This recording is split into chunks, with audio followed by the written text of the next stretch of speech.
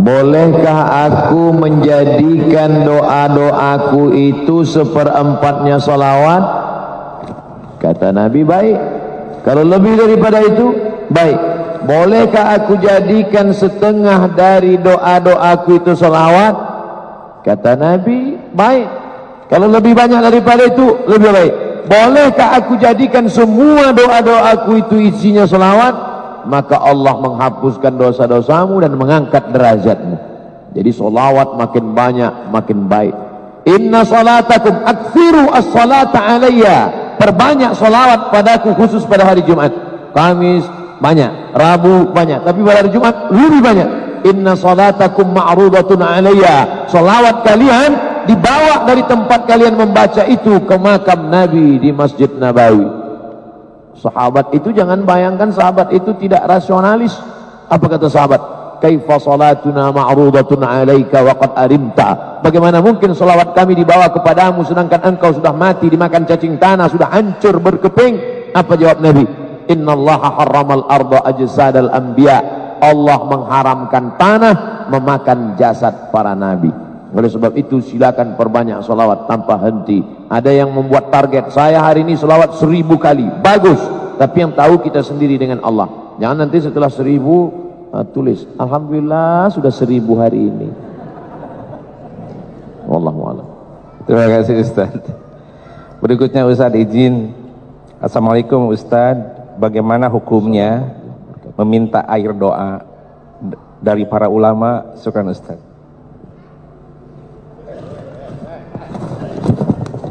Sahabat Nabi ada bernama Abdullah ibnu Abbas radhiyallahu an.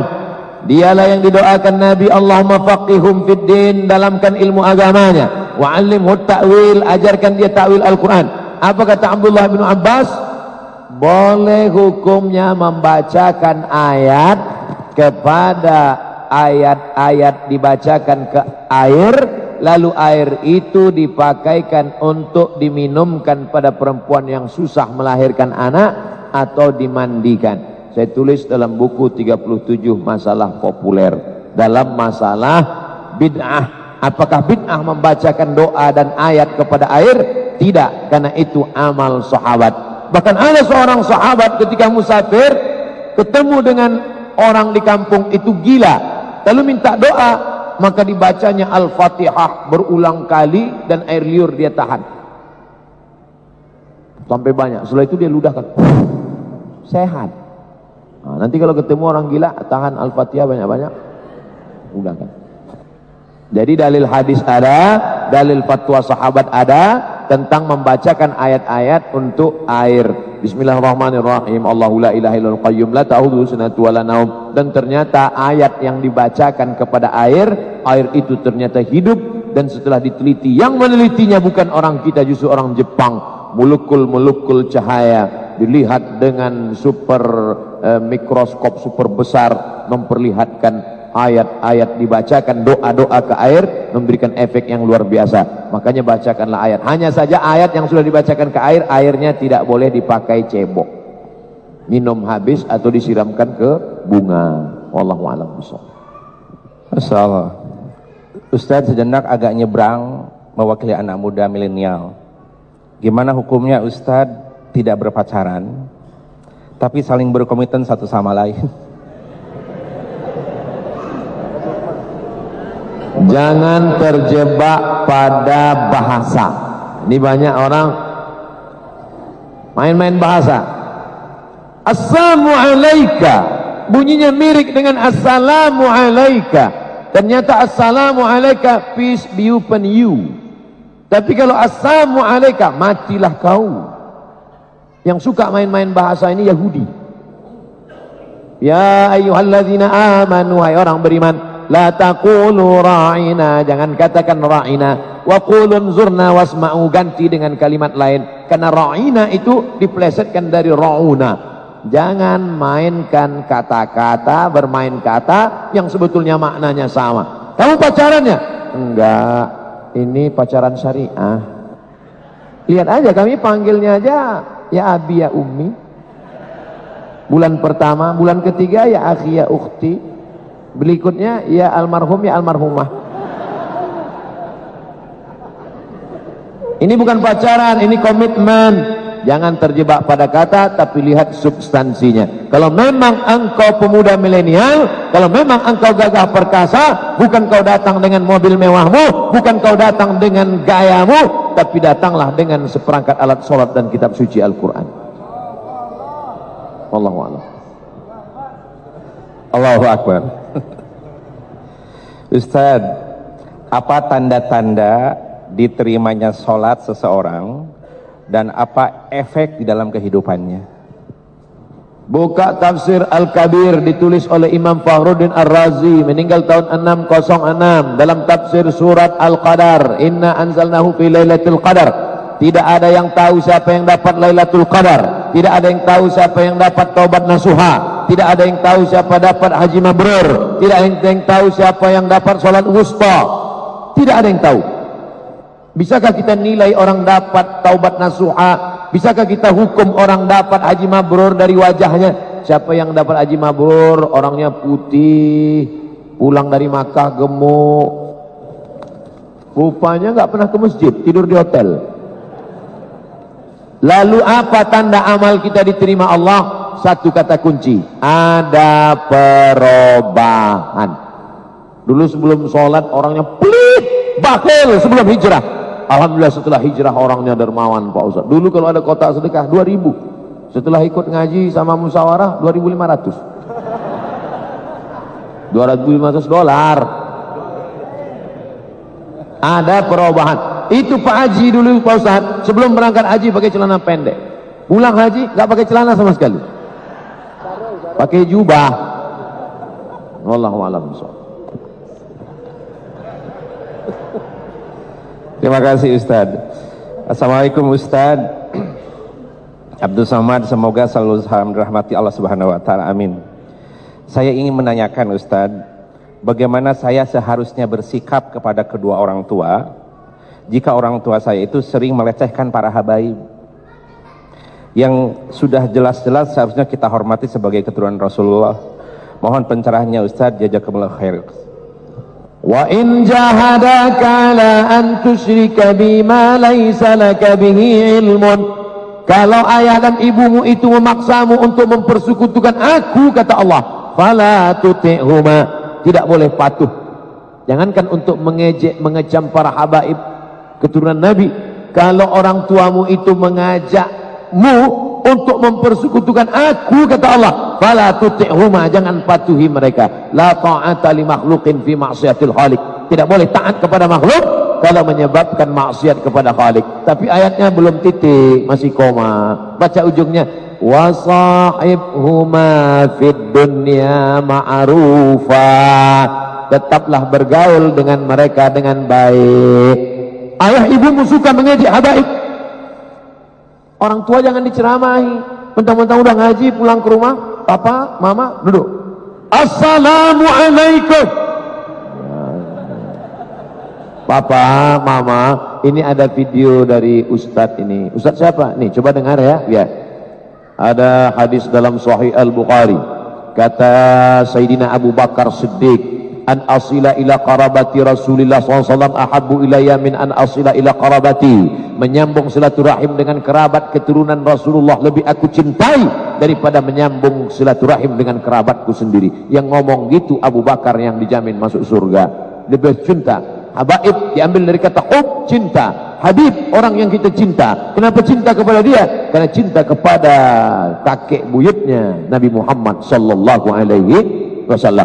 Innal Hasan wal Husain sayyida syababi ahlil jannah. Sesungguhnya Sayyidina Al-Hasan, Sayyidina Al-Husain, pemimpin pemuda-pemuda penghuni surga. Inna Fatimah, sesungguhnya Fatimah, sayyidatu nisa'i ahlil jannah. Mereka adalah pemimpin perempuan penghuni surga. Menikahlah Sayyidatuna Fatimah dengan Sayyidina Ali, lahirlah anak laki-laki Sayyidina Al-Husain. Husain punya anak laki-laki Ali Zainal Abidin. Ali Zainal Abidin punya anak laki-laki namanya Muhammad Al-Baqir. Muhammad Al-Baqir punya anak laki-laki namanya Ja'far Shadiq. Ja'far Shadiq punya anak laki-laki namanya Musa Al-Kazim. Punya anak laki-laki ke bawah Ahmad Al-Muhajir. Muhajir artinya pindah, karena dia pindah dari Baghdad ke Hadramaut Tarim Yaman. dari Imam Ahmad Al-Muhajir inilah, itulah lahir marga-marga Al-Haddad, As-Syihab, As-Saqaf, Al-Attas. Al-Attas, karena orang kita susah nyebut Al-Attas, Al-Atas. As-Saqaf, karena susah nyebut As-Saqaf, As-Segaf. Al-Habib, Salim, Segaf, Al-Jufri. Al-Jufri. Berapa semua marga-marga habaib ini? Apa kata Habib Zain Ibnu Sumaid, ketua persatuan Habib-Habib di Indonesia? Marga Habib-Habib yang ada di Indonesia ini 70. Bahkan sebagian Habib yang sudah punah, tidak ada lagi di Yaman, ada di Indonesia. Marga apa itu? Barakbah. Barakbah itu sudah tidak ada lagi di Yaman, tapi malah ada, malah di Riau ada Barakbah. Begitulah hebatnya Allah Ta'ala menjadikan bumi kita ini bukan hanya menumbuhkan tanam-tanaman, para habaib keturunan Rasulullah pun tumbuh menyebar. Mereka lah yang membawa Islam. Nanti kalau kebetulan pergi ke Pulau Penyengat, sampai di Batam, dari Batam ke Pulau Penyengat, lihat makam Raja-Raja Riau, ada di situ muftinya As-Saqaf, As-Segaf. Sekarang jamaah haji dari Aceh, setiap jamaah haji Aceh mendapatkan 5 juta wakaf tanah Aceh yang ada di kota Makkah Al-Mukarramah. Siapa itu?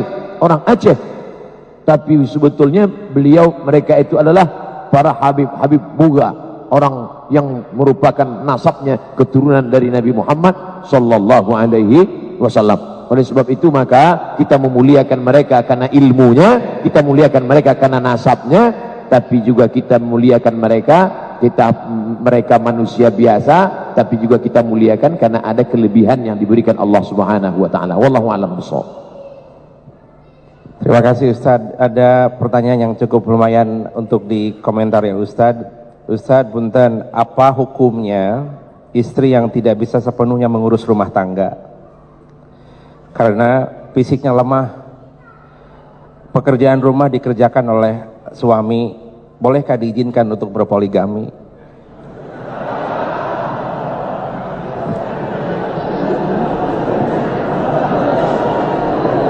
Ini pertanyaan radikal.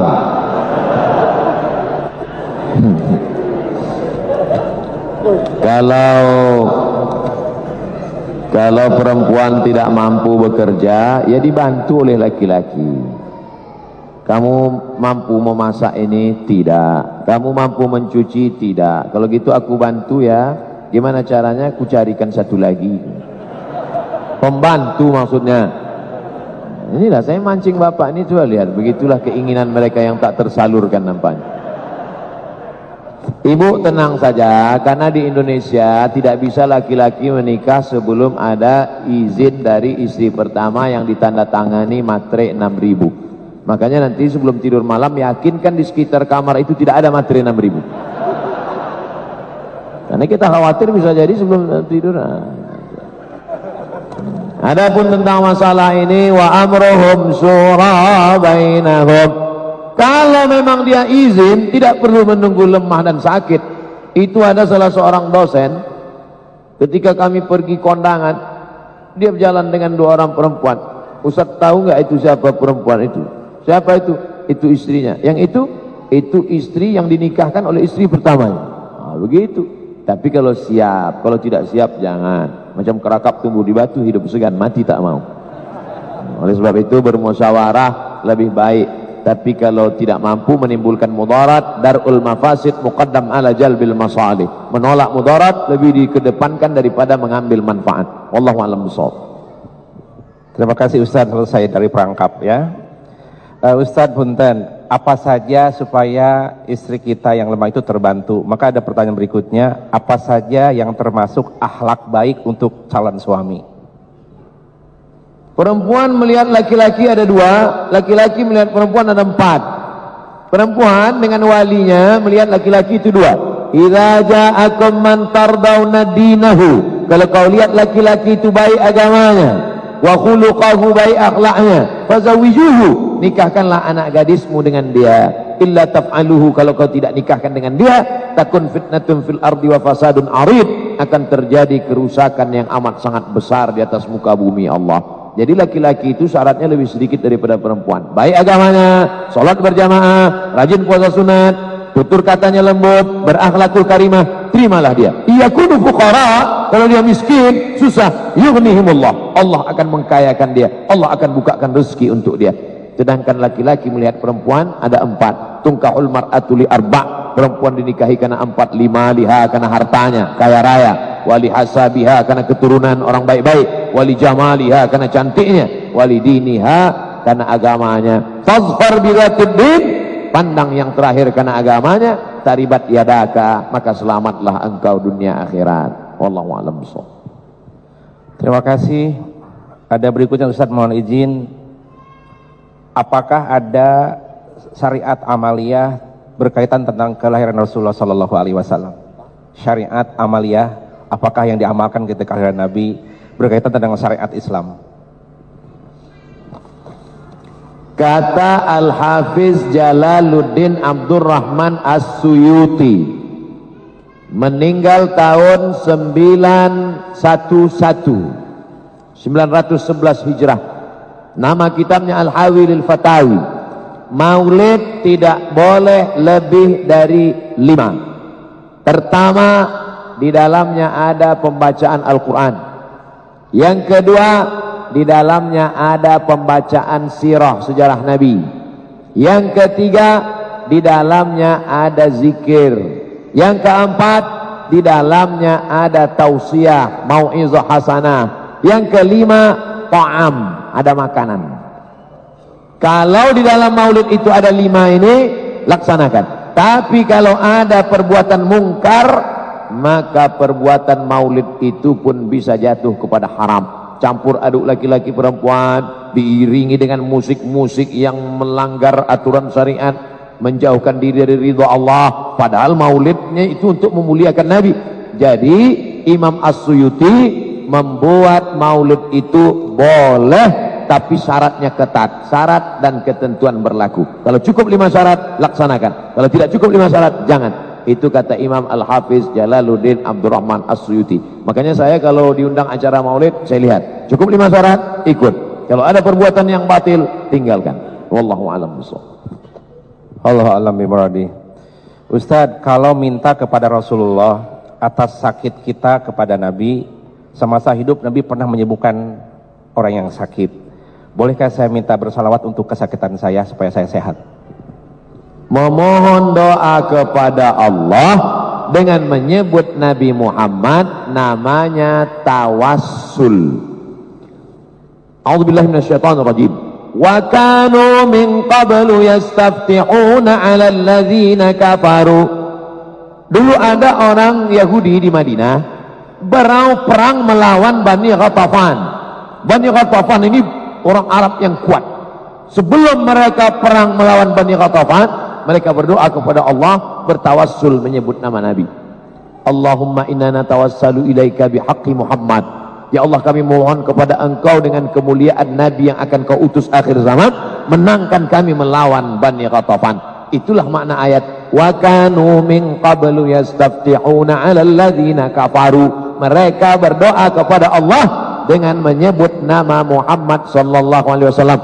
Apa komentar ulama tentang hadis ini? Kalau memohon doa kepada Allah menyebut Nabi sebelum ada saja boleh, apalagi setelah dia ada.